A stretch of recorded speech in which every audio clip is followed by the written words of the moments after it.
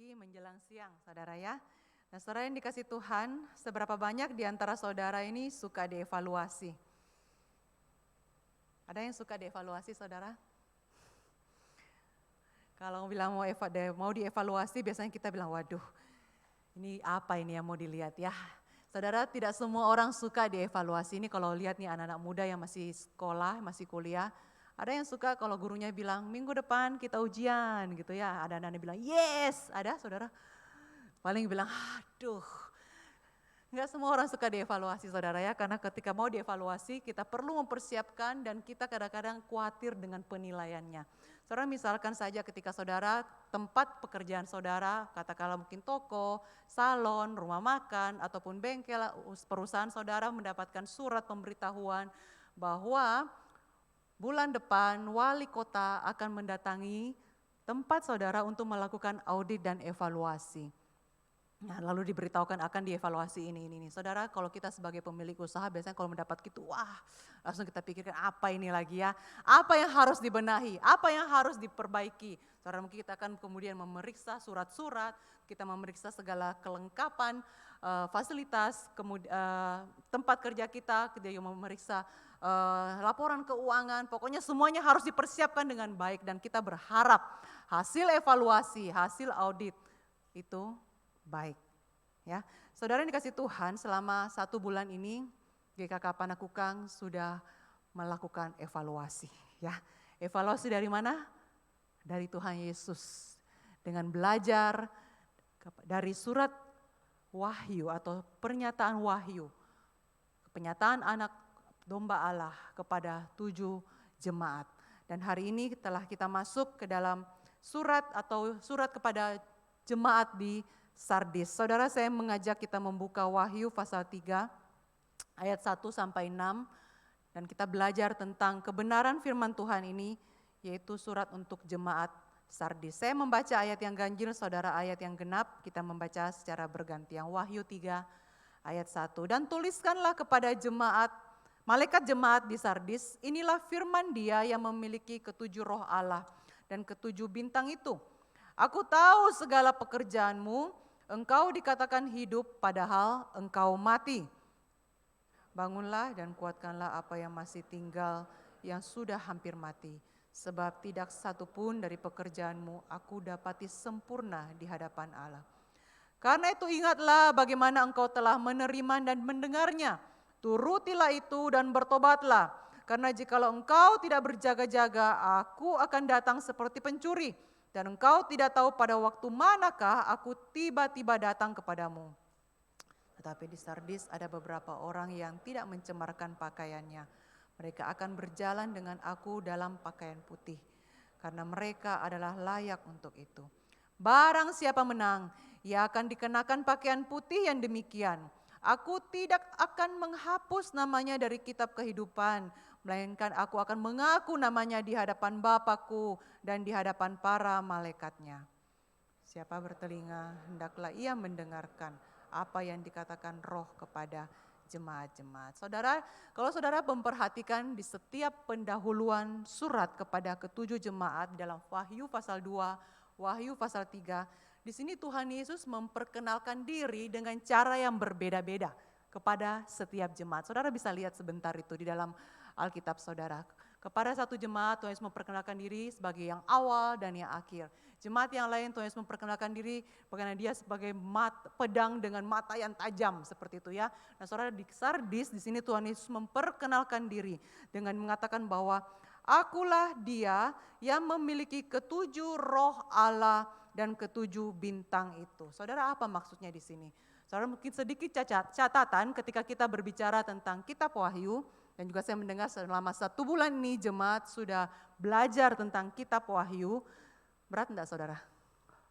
Ya berat ya, agak membingungkan.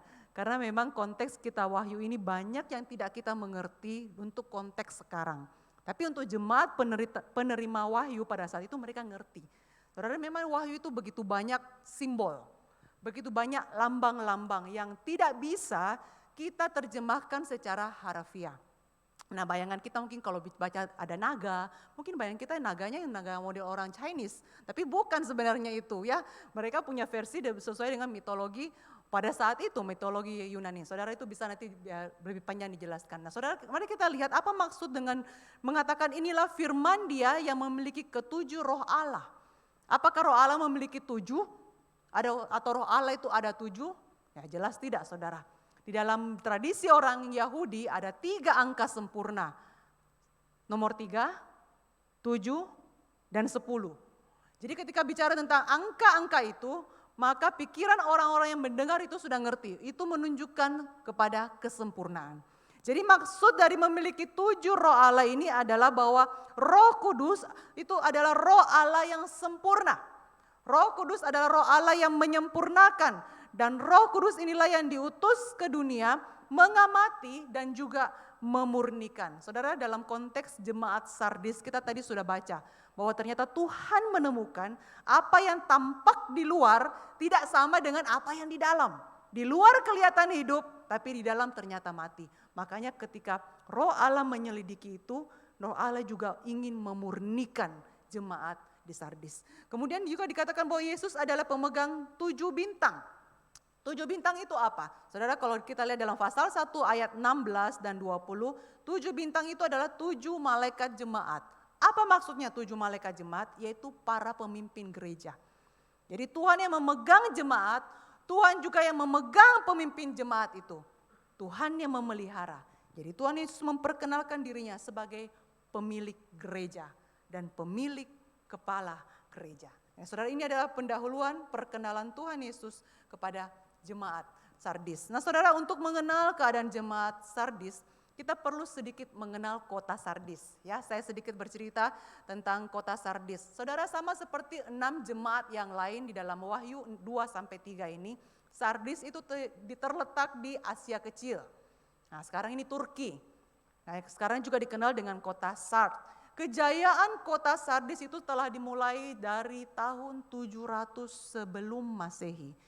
Jadi memang sudah cukup panjang dan Sardis ini dikenal sebagai kota yang memiliki perdagangan yang sangat aktif, pertahanan yang sangat bagus dan masyarakat yang kaya, makmur.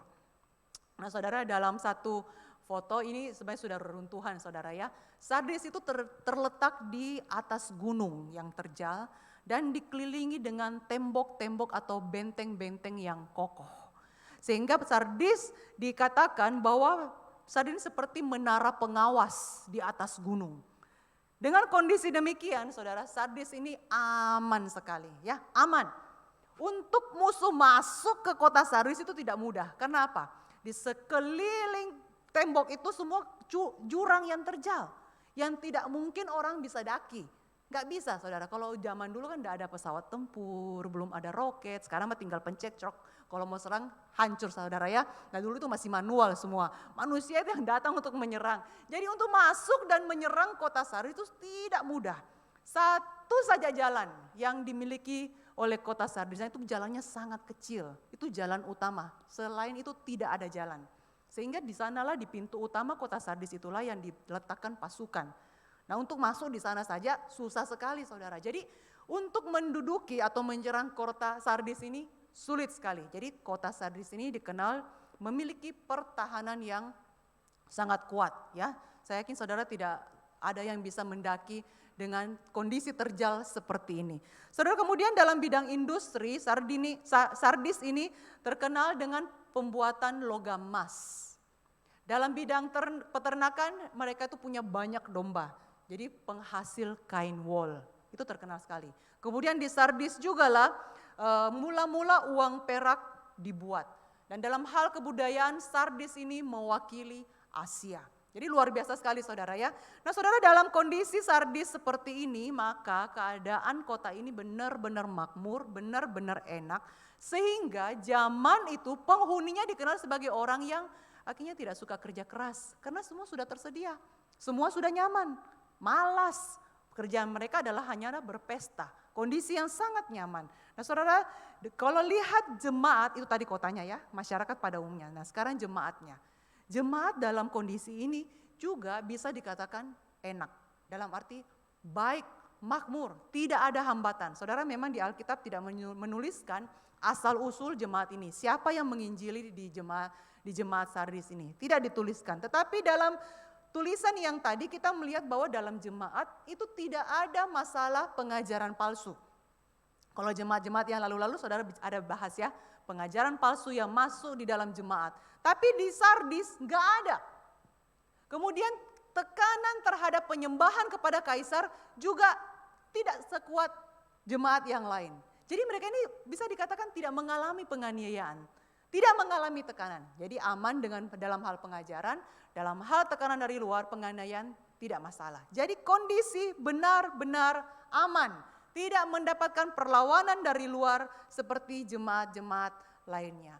Tetapi saudara, ternyata kesejahteraan dan kenyamanan yang dilihat di luar adalah palsu, mematikan. Dan itulah yang hasil evaluasi dari Tuhan Yesus. Nah saudara, kebenaran apa yang kita akan belajar dari surat atau evaluasi Tuhan Yesus kepada jemaat Sardis ini? Saya membaginya dengan dua, saudara. Yang pertama adalah penilaian Tuhan Yesus seringkali berbeda dengan penilaian manusia. Saudara perhatikan dalam ayat 1b, Tuhan Yesus mengatakan, "Aku tahu segala pekerjaanmu." Semua jemaat Tuhan Yesus selalu awali dengan, "Aku tahu, aku tahu, aku tahu." Engkau dikatakan hidup, padahal engkau mati. Siapa yang mengatakan mereka hidup? Yang jelas bukan Tuhan Yesus. Karena Tuhan Yesus menemukan mereka mati. Ya saudara, dalam terjemahan lain itu dikatakan, "Aku tahu segala pekerjaanmu." Orang berkata, engkau hidup.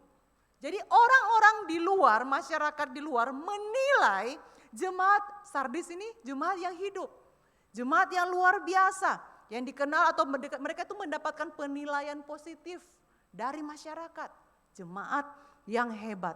Saudara, jadi mereka itu tidak mengalami goncangan-goncangan dari luar. Dan dilihat dari luar mereka memang betul-betul adalah jemaat yang hidup. Barangkali ya bisa digambarkan kegiatannya bagus.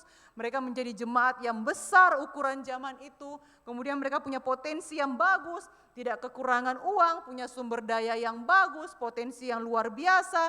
Kelihatan benar-benar hidup. Diberkati. Saudara, ini saya yakin menjadi idaman semua gereja. Ya. Kalau barangkali konteks zaman sekarang, jemaat Sardis itu bisa dikatakan mungkin punya gedung yang bagus. Lengkap dengan fasilitas ibadahnya. Parkirannya luas. Jemaat yang datang itu rata-rata bermobil-mobil ya. Mobil-mobil mereka orang-orang kaya. Kemudian dalam hal kegiatan pelayanan itu luar biasa. Di luar itu kelihatan memang mereka berapi-api, semangat sekali melayani. Kalau lihat akun sosmednya itu konten-kontennya menarik sekali. Ya mereka bisa memberikan konten yang bermanfaat, begitu menarik, anak-anak muda suka. Kalau lihat subscribernya di YouTube banyak sekali. Satu kali live streaming banyak viewernya. Jadi ini gereja yang hebat. Barangkali kalau konteks zaman sekarang saudara. Tetapi ternyata penampilan lahirnya seringkali menyesatkan. Di mata manusia jemaat Sardis memang memiliki reputasi yang luar biasa. Tetapi di mata Tuhan mereka mati. Saudara, cara Tuhan menilai tidak seperti manusia menilai. Kadang-kadang manusia menilai itu baik, tapi tidak di mata Tuhan. Kadang-kadang manusia menilai itu buruk, tapi tidak di mata Tuhan. Mengapa seringkali berbeda Tuhan menilai dengan kita manusia menilai? Karena manusia atau kita menilai apa yang kelihatan. Apa yang bisa dilihat. Kita nggak bisa menilai jauh ke dalam hati seseorang. Kita nggak bisa menilai motivasi seseorang. Tuhanlah yang bisa melihat itu. Saudara, itu sebabnya di dalam 1 Samuel 16 ayat 7 dikatakan bukan yang dilihat manusia, yang dilihat Allah. Manusia melihat apa yang di depan mata, tapi Tuhan melihat hati. Lukas 16 ayat 15, Yesus berkata kepada mereka, "Kamu membenarkan diri di hadapan orang, tetapi Allah mengetahui hatimu. Apa yang dikagumi manusia, dibenci oleh Allah." Saudara, apa yang kelihatan baik di hadapan kita, ternyata tidak selalu dinilai baik oleh Allah. Mari kita melihat, apa yang membuat Tuhan Yesus menilai jemaat Sardis ini mati. Saudara, yang pertama yaitu ternyata tidak ada pekerjaan mereka yang sempurna. Tidak satupun dari pekerjaanmu aku dapati sempurna di hadapan Allahku. Wah, saudara, ini benar-benar cilaka. Karena kerohanian yang hampir mati atau dikatakan mati itu membuat tidak satupun pekerjaan mereka menjadi sempurna di mata Tuhan. Nah, saudara, kata sempurna ini bukan berarti tidak ada kekurangan ya, atau artinya waktu mereka melakukan ini itu the best semua, mulus, sempurna, 100, tidak. Tetapi kesempurnaan ini lebih berarti lengkap, benar, selesai. Nah, saudara, untuk memahaminya di sini mungkin kita bisa ditolong dengan perumpamaan Tuhan Yesus tentang talenta. Ya, jadi bagaimana apa yang Tuhan kasih, Tuhan ingin kapasitas yang Tuhan berikan itu benar-benar dikerjakan dengan kesungguhan hati, dengan maksimal, kita optimalkan. Tapi bagaimana bisa maksimal, bagaimana bisa optimal kalau kerohanian sudah mati? Gak mungkin. Nah, itulah sebabnya Yesus katakan, engkau mati. Mereka punya banyak kelebihan. Finansial, popularitas, masa lalu yang begitu berjaya, tetapi mereka tidak melakukannya dengan maksimal. Mereka tidak memberi yang terbaik dalam kelebihan itu. Saudara, saya tidak bisa membayangkan ya, waktu kita selesai mengerjakan sesuatu dengan berjeri lelah, tetapi waktu dievaluasi, lalu dibilang ini salah. Bongkar, ulang lagi bikin. Wih, mengerikan sekali saudara ya, kita sudah capek-capek. Harus dibongkar. Nah, saudara, saya ingat sekali beberapa tahun yang lalu, ya kamar mandi di rumah saya, ya kamar mandi saya itu ada satu, di bawah ada yang di loteng. Di atas di lantai 2 itu seringkali bocor, ya jadi sering keluar air gitu. Itu kami alami sejak masuk awal di rumah kami itu waktu baru selesai jadi. Nah, saudara, karena bingung kenapa ini ya, kenapa ya? Tanya ke kontraktor saya, dia juga bingung kenapa ini. Nah, saudara, setelah beberapa tahun kami tinggal di sini harus diperbaiki ini, pasti ada yang salah. Ya benar, akhirnya kami cari tukang tegel yang memperbaiki. Saudara, betapa terkejutnya kami ternyata setelah tegel kamar mandi itu dibongkar, di bawah tegel itu ternyata enggak dicor, ya enggak disemen. Yang ditaruh apa? Pasir, saudara. Jadi beberapa kali itu kami berusaha semen nut ya, lapisin tuh tegelnya tuh. Ini mungkin dari sini, tapi ternyata tidak. Karena di bawah tegel itu pasir, bukan semen. Jadi terpaksa akhirnya disemen lagi ulang, kemudian taruh lagi tegel yang baru. Nah, kemudian tukang yang kami panggil itu cerita, wah ini kalau bos saya, jadi yang tukangnya saudara ya, dia cerita kalau bos saya lihat gini, sudah pasti dari awal sudah disuruh bongkar. Dia disuruh bongkar, saya tanya gimana sih caranya, gini dia cerita, bos saya itu ya kalau sudah selesai kami pasang tegel, dia datang untuk uji, gimana caranya? Pakai kelereng. Jadi kelerengnya tuh dia jatuhkan di atas tegel dan dengar bunyinya. Oh ya, jadi tok, oh dia tahu ini benar. Jatuhnya lagi, tok, ini nggak benar nih ya. Jadi ketahuan nih tegel ini kosong di bawahnya sampai seperti itu. Jadi kalau banyak itu sudah jadi saudara ya, dia cerita kalau sudah jadi lalu didapetin tegelnya nggak benar. Lalu saya bilang disuruh apa Pak? Ya disuruh bongkar. Nah bukan hanya dijatuhkan kelereng.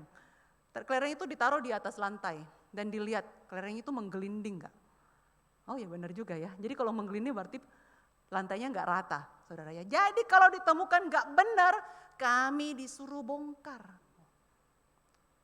Dan ini hal yang sangat memilukan sebenarnya. Saudara, saya tidak bisa membayangkan ya, ketika kita menyadari bahwa semua jerih payah, jerih lelah yang kita lakukan di dalam pelayanan kita, mungkin dalam kehidupan kita ternyata tidak didapati sempurna oleh Tuhan. Wow, mengerikan sekali saudara. Ini yang terjadi di jemaat Sardis. Yang kedua saudara, kenapa dinilai mati? Karena mereka kehilangan motivasi, kasih yang mula-mula. Ayat yang ketiga, ingatlah bagaimana kamu telah menerima dan mendengarnya. Saudara, mereka telah kehilangan motivasi mula-mula sama seperti jemaat di Efesus. Kita memang bisa saja ya melakukan aktivitas yang sama. Tetapi yang terjadi motivasi kita bisa berubah. Awalnya dulu kita begitu berapi-api. Injil yang kita terima, kasih Kristus yang kita terima mendorong kita untuk melakukan yang terbaik. Kita melayani dengan kesungguhan hati. Fokus kita adalah salib Kristus. Tetapi di dalam perjalanan kita, Ada begitu banyak godaan, itu bisa mengalihkan motivasi kita, mengalihkan hati kita. Bukan lagi kita berfokus kepada salib Kristus, tapi akhirnya pelan-pelan berfokus kepada diri kita sendiri. Bukan melayani Tuhan, tapi melayani diri. Nah, salah satu contoh yang bisa kita lihat dalam sejarah yaitu Raja Herodes. Saudara, dalam kisah Raja Herodes ini, saudara kalau bisa baca sejarah, Raja Herodes ini dia ini orang Edom. Tapi dia mengaku juga dia orang Yahudi. Tapi masyarakat Yahudi pada saat itu tidak menerima Herodes. Benci sekali sama Herodes. Karena apa? Dia ini raja boneka sebenarnya ya. Yang diatur oleh pemerintah Romawi dan diletakkan di tengah-tengah masyarakat Yahudi. Lalu gimana caranya Herodes ambil hatinya orang Yahudi? Banyak cara saudara ya, dia buatkan tempat ini, tapi segala upaya yang dia lakukan itu tidak membuat orang Yahudi suka dia. Nah saudara, satu cara akhirnya dia ditemukan apa? Orang Yahudi itu begitu menyanjung bait Allah. Nah, apa yang dia buat? Herodes membuat bait Allah untuk orang Yahudi yang megahnya kurang lebih hampir sama dengan zaman Salomo. Nah saudara, makanya kalau saudara baca di dalam Injil kan ada tuh orang-orang bilang, wah lihatlah bangunan ini, bait suci ini. Tuhan Yesus kan bilang, nanti kau akan lihat satu batu pun tidak ada di atas batu yang lain. Semua akan diruntuhkan. Saudara, itu bait suci yang dibangun oleh Herodes. Untuk apa? Merebut hati orang Yahudi. Kalau dilihat secara luar ya, baiknya ini orang bangunkan bait Allah. Ini rohani sekali. Tapi kita lihat motivasinya apa? Gak benar saudara. Saudara, hal ini juga akhirnya menjadi perenungan untuk saya secara pribadi. Itu pada saat saya melayani. Secara khusus ketika saya mempersiapkan khotbah, saya berkhotbah, saya berusaha mempersiapkan yang terbaik. Tetapi untuk siapa? Apakah benar ini yang saya lakukan untuk Tuhan, untuk memberitakan Injil kebenaran, atau supaya jemaat senang? Supaya jemaat happy dengar khotbah saya diundang lagi. Apakah seperti itu? Oh Tuhan, tolong saya, evaluasi saya setiap hari, setiap saat ketika saya melayani Tuhan. Saudara, hati-hati, motivasi kita bisa dibelokkan, bukan lagi kepada salib, tetapi kepada diri kita sendiri. Dan akhirnya Tuhan menemukan kita mati. Kemudian yang ketiga saudara, mengapa mati? Yaitu karena ternyata sebagian besar jemaat melakukan dosa. Ayat yang keempat dikatakan ada beberapa orang yang tidak mencemarkan pakaiannya. Saudara, mencemarkan pakaiannya ini artinya melakukan dosa. Dan di sini hanya ditulis beberapa orang, bukan jemaat. Jadi kalau beberapa orang itu mengindikasikan sebagian besar jemaat mencemarkan pakaiannya. Nah, saudara, tidak disebutkan di sini dosa apa yang mereka lakukan. Tapi ternyata mereka melakukan tindakan cemar, dosa yang tidak terlihat. Karena di luar kan kelihatan baik. Di luar kelihatan oke, bagus, luar biasa. Tetapi di dalam ada dosa yang tersembunyi. Jadi ini seperti pohon yang kokoh, yang kelihatannya bagus sekali, besar sekali. Namun dalam satu waktu tiba-tiba roboh, tumbang. Dan ternyata diketahui di dalamnya pohon itu telah digerogoti oleh binatang kecil, rayap. Di luar kelihatan bagus, tapi telah digerogoti. Saudara, dosa masuk ke dalam jemaat secara perlahan, secara tersembunyi. Tetapi pencemarannya tidak luput dari mata Tuhan Yesus. Dan Yesus mengatakan, engkau mati. Saudara, ini harus diperhatikan. Tidak peduli gereja, reputasinya kita di depan atau di mata masyarakat itu bagaimana. Tetapi yang terutama adalah di dalam gereja, jangan sampai ada dosa-dosa yang tidak diselesaikan. Jikalau demikian, jikalau ada, maka Tuhan akan menilai gereja itu mati. Nah saudara, hal itu berlaku juga untuk kita secara pribadi. Untuk kita secara pribadi. Saudara, apabila kita membiarkan dosa-dosa, kebiasaan-kebiasaan buruk di dalam hidup kita, kita akan mati secara rohani, secara pelan-pelan. Kita menganggap ini semua orang bikin. Oh ini bukan dosa, ini biasa saja. Semua orang melakukannya kok, enggak apa-apa. Kita berusaha merasionalisasikan. Menganggap itu semua itu oke lah. Tapi di mata Tuhan, Tuhan benci kepada semua dosa itu apapun bentuknya. Saudara, ini kebenaran pertama yang kita lihat. Tuhan menilai jauh di dalam hati setiap manusia. Yang kedua saudara, kita belajar bahwa ternyata kenyamanan itu dapat menjadi godaan yang paling mematikan.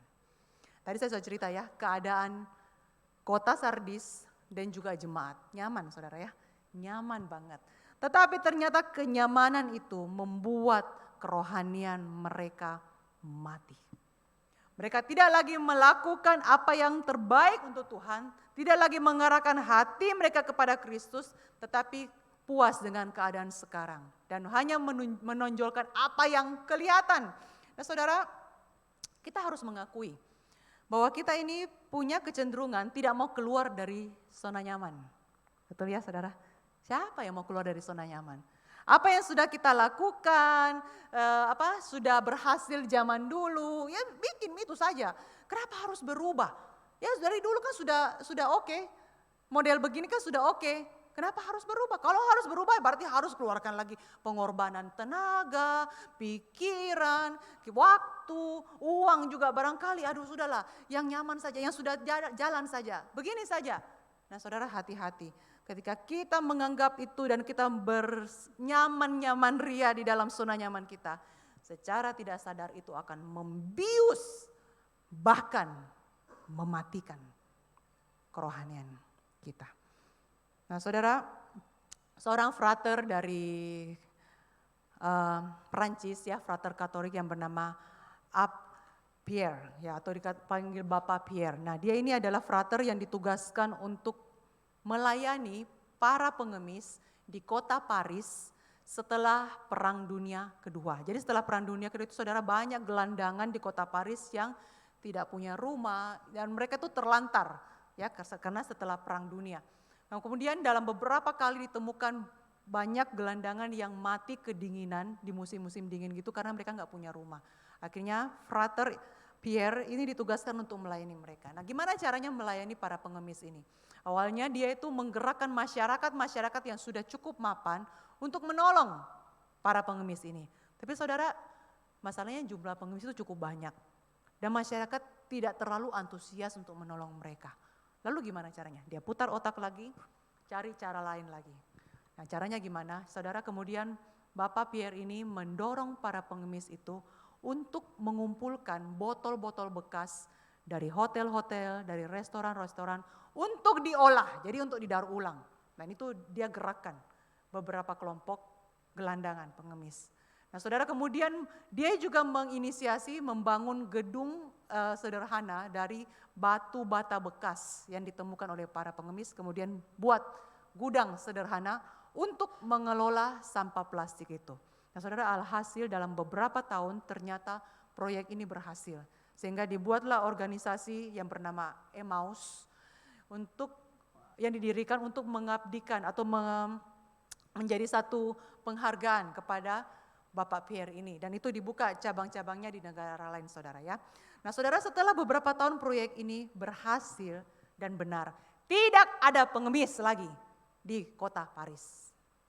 Tetapi Bapak Pierre mengatakan dia sedang berada di ambang krisis yang serius. Apa yang dia katakan begini, saya harus menemukan seseorang untuk ditolong oleh para pengemis saya. Kalau saya tidak menemukan orang-orang yang keadaannya lebih parah dari mereka, maka arah gerakan ini atau organisasi ini akan beralih ke dalam. Mereka akan menjadi organisasi yang kuat, kaya, dan dampak rohaninya akan lenyap. Karena apa? Tidak ada lagi yang dilayani. Nyaman kan? Usahanya berhasil, dapat banyak untung, sudah nggak ada pengemis. Nyaman. Tapi ini keadaan yang mematikan. Akhirnya apa yang dilakukan oleh Bapak Pierre? Dia pergi ke India dan dia menemukan pasien-pasien kusta sebagai jawaban doanya. Dan akhirnya dengan penuh kasih sukacita dia kabarkan itu kepada seluruh timnya. Dan mereka memberikan satu bantuan membangun bangsal rumah sakit di India, yaitu di kota Vellore. Saudara yang dikasih Tuhan, Bapak Pierre dan timnya memang berhasil dan sudah menikmati hasil pelayanannya. nyaman. Tetapi dia menyadari ketika dia berdiam diri dalam kondisi kenyamanan itu, maka semuanya akan mati secara perlahan-lahan dan akan kehilangan dampak rohani. Saudara, bagaimana dengan kita? Saudaranya sadarilah bahwa memang iblis membuat kita anak-anak Tuhan, kerohaniannya mati pelan-pelan dengan apa saudara? Kenyamanan. Bapak Ibu pernah ada yang mengendarai mobil di jalan tol yang lurus berkilometer. Kalau di Makassar mungkin tidak ada ya saudara ya. Adanya itu di Jakarta, Bandung dan beberapa tempat di Jawa. Jadi ada memang jalan tol itu yang sampai berkilo-kilo itu lurus gitu, gak belok-belok. Nah saudara, bahaya sekali ketika dalam kondisi itu pengendara jadinya apa? Ngantuk kan? Nah itu makanya pas waktu awal tahun itu Vanessa Angel dan suaminya meninggal, itu karena pengendaranya ngantuk. Nah di berita tuh banyak bahas microsleep. Ya, jadi tidur hanya beberapa detik begitu pada saat berkendara. Dan memang saudara, kondisi itu bisa terjadi, hanya bisa terjadi kalau jalanan bebas hambatan. Coba kalau pergi ke tempat yang ya katakanlah Malino lah ya, belok-belok begitu. Saudara, saya yakin kita nggak sampai ngantuk. Karena apa? Belok-belok kita pasang konsentrasi kita dengan baik. Atau katakanlah dengan jalanan yang naik turun. Itu kita tergoncang-goncang, kita harus konsentrasi mengendarai dengan baik. Tapi kalau lurus saja gitu saudara, ngantuk. Nah, saya jadi ingat sebuah cerita fabel ya. Jadi angin utara, angin selatan ini buat satu pertandingan. Ada satu ekor monyet yang dikenal sebagai monyet yang pintar sekali manjat pohon. Jadi angin utara selatan ini bertaruh. Siapa yang bisa jatuhkan monyet itu dari pohon? Oke. Jadi angin utara mulai. Dia memberikan hembusan angin sekencang-kencangnya untuk monyet itu di atas pohon. Apa yang dilakukan monyet itu? Ya dia peluk pohon itu kuat-kuat ya. Peluk seerat-erat mungkin. Dan dia tidak terjatuh. Setelah beberapa menit ya dengan angin topannya nggak jatuh. Nyerah. Nah sekarang giliran angin selatan. Saudara bisa tebak apa yang dilakukan angin selatan? Dikasihnya apa? Angin sepoi-sepoi ya. Angin yang sejuk, dingin. Wah saudara, kalau kita di bawah pohon duduk-duduk situ kita pasti tidur saudara, benar ya. Dan benar yang benar, monyet ini lama-lama ngantuk dan dia tertidur. Dan di dalam tertidurnya semakin sejuklah angin itu dan tidak lama tak sadarkan diri monyet itu jatuh. Saudara, Tuhan seringkali memberi kita tantangan, memberi kita satu goncangan supaya apa? Supaya kita keluar dari kenyamanan kita. Dan kita bersyukur untuk itu harusnya. Tuhan tidak mau kita tuh nyaman terus. Karena apa? Itu bisa mematikan kita. Karena kita anggap semua lancar kan. Tapi satu kali diizinkan goncangan. Yang memberi kita akhirnya sadar, oh ya saya harus kembali kepada Tuhan. Menjaga baik kerohanian saya. Nah saudara yang dikasih Tuhan. Gambaran keadaan jemaat Sardis ini adalah sebenarnya gambaran kemunafikan. Kenapa? Karena mereka di luar baik, tapi ternyata di dalamnya rusak. Dan Tuhan sangat membenci akan hal itu. Dan saudara, hal ini mengingatkan kepada kita bahwa bagaimanapun juga Tuhan Yesus itu selalu menyoroti hal-hal yang tidak kelihatan. Hal-hal rohani, masalah motivasi kita, hati kita. Saudara, bukan berarti bahwa yang kelihatan itu tidak penting, bukan saudara. Penting. Tetapi jauh lebih penting adalah hati dan rohani kita beres. Ketika kita melayani Tuhan, yang kelihatan ini kita persiapkan dengan baik, bagus sekali saudara. Tapi yang terutama adalah apakah kita betul-betul punya hati yang kita persembahkan untuk Tuhan. Waktu kita melayani, bukan hanya itu orang lihat kita. Supaya orang kenal kita sebagai pelayan yang aktif. Bukan saudara. Tapi apakah hati kita benar-benar mengarah kepada salib, kepada Kristus yang memiliki hidup kita. Saudara yang dikasihi Tuhan, kita harus akui bahaya terbesar gereja, bahaya terbesar umat Tuhan. Bukan penganiayaan. Bukan ancaman dari luar, justru penganiayaan membuat kita kuat. Tetapi bahaya besarnya adalah dari dalam. Ya, kerohanian yang mati, yang tidak kita sadari. Saudara yang dikasih Tuhan, Yesaya 29 ayat 13, Tuhan berfirman, bangsa ini datang mendekat dengan mulutnya, memuliakan aku dengan bibirnya, tapi hatinya menjauh daripadaku. Ibadahnya hanyalah perintah manusia yang dihafalkan. Dan 2 Timotius pun mengatakan secara lahiriah mereka menjalankan ibadah, tapi pada hakikatnya mereka memungkiri kekuatannya. Saudara, iblis akan berusaha menghancurkan persekutuan kita dengan Tuhan, sehingga rohani kita itu pelan-pelan mati. Sudahlah, enggak usah doa-doa baca Alkitab, kau kan sudah cukup sibuk. Sudahlah, enggak usah terlalu perhatikan apa mau mencari kehendak Tuhan, kau kan sudah cukup rajin ke gereja, datang saja ke gereja. Sudahlah, jangan terlalu menaruh telingamu dan hatimu kepada pemberitaan firman Tuhan. Kau sudah tahu itu isi firman Tuhannya. Kau sudah sering baca itu ayat. Sudahlah, kau sudah tahu apa yang itu khotbah mau ngomong.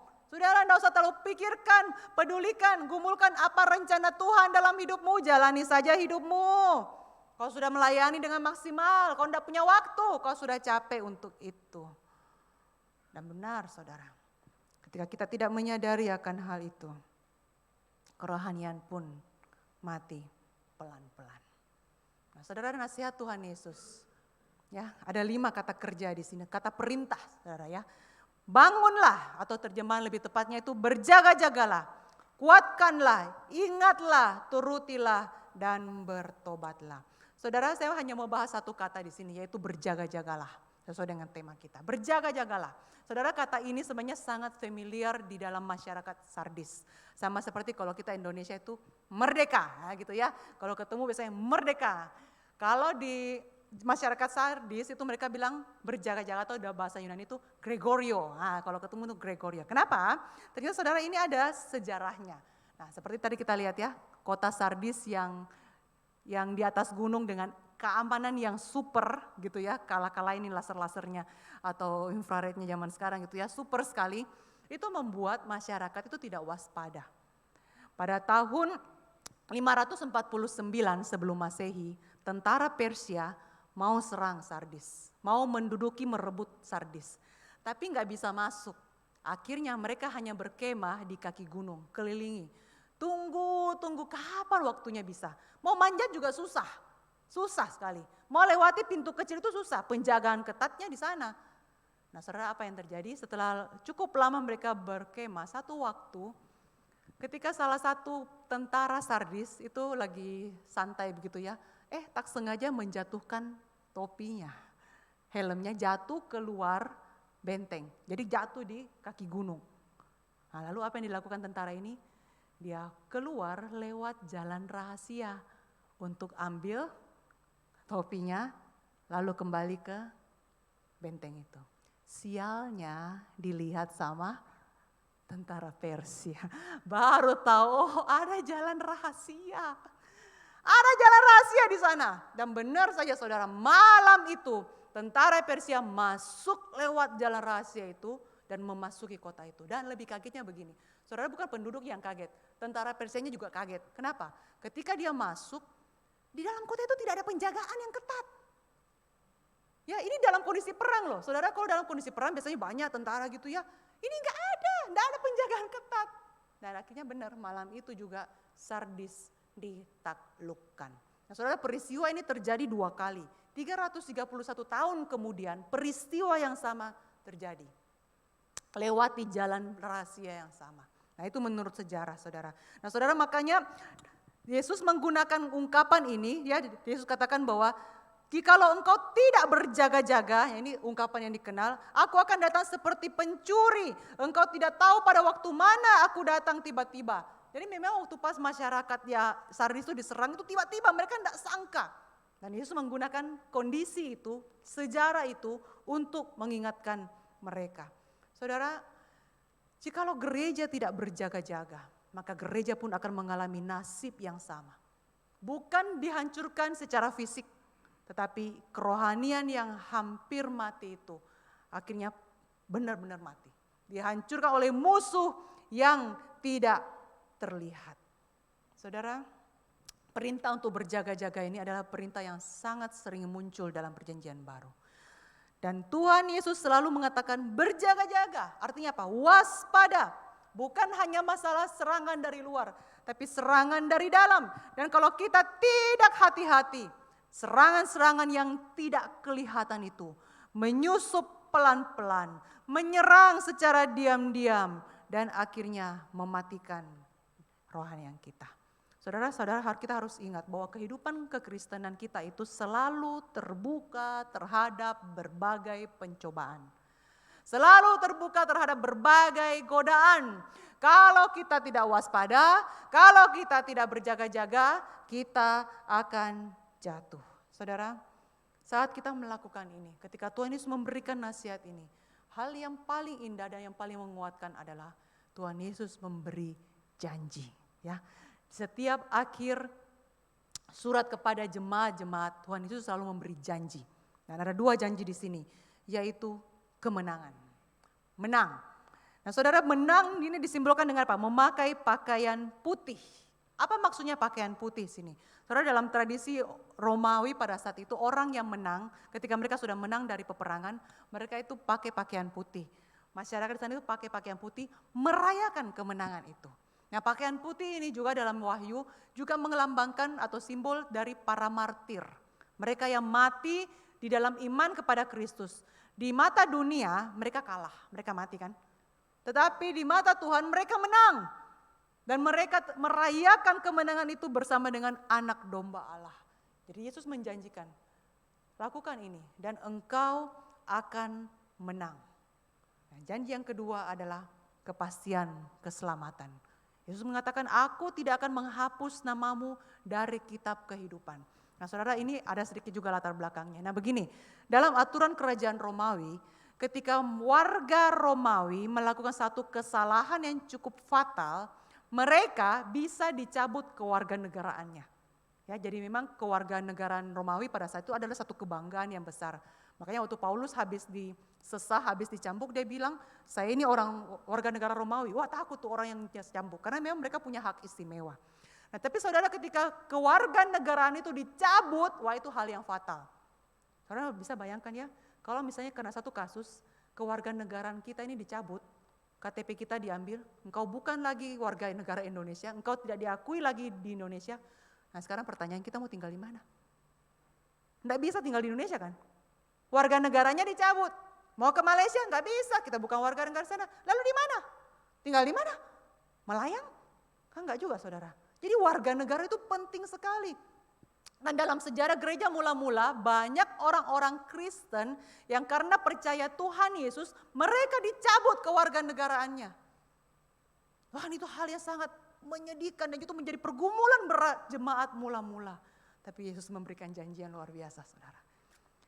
Warga negaramu di dunia bisa dicabut, tapi aku tidak. Nah saudara, tidaknya itu 2 kali dalam bahasa asli. Tidak, sama sekali tidak akan menghapus namamu dari kitab kehidupan. Saudara, ini bukan berarti nanti nama kita bisa saja terhapus. Tidak saudara ya, keselamatan kita pasti. Jaminan keselamatan itu ya dan amin. Karena apa? Salib Kristus mengerjakan itu dengan sempurna dan menjamin kita. Dan dengan ini memberikan kita kekuatan, memberikan jemaat penghiburan bagi orang-orang percaya ketika engkau berjalan sesuai dengan ini, jalan yang Tuhan tunjukkan, percayalah kepastian keselamatan itu ada di dalam dirimu. Saudara, bukankah janji ini sangat indah yang memberi kita kekuatan? Tuhan Yesus mengevaluasi kita, ya banyak kekurangan, tapi Tuhan mau kita berjaga-jaga. Bangkit lagi, lakukan lagi, ingat kembali kasih yang mula-mula itu dan bertobatlah. Saudara, kita perlu loh bertobat setiap hari. Bertobat setiap hari.